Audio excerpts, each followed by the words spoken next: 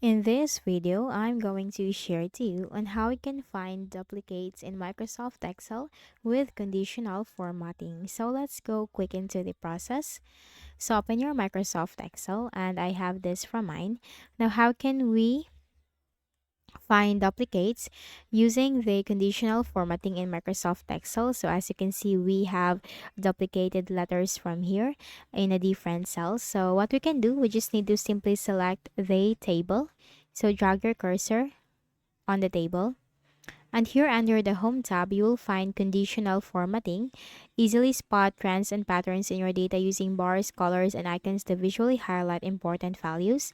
Click on this drop down, and here you'll find Highlight Cells Rules. Scroll down, and you'll find Duplicate Values. Click on that. So format cells that contain duplicate values with light red fill with dark red text are in a duplicate. So click on OK, and that's it. You have just easily find the duplicate in Microsoft Excel using the conditional formatting. Okay, so that's it, and I hope this video helped you. Kindly please do not forget to hit the like button and subscribe to this YouTube channel for more tutorials like this. Thank you for watching.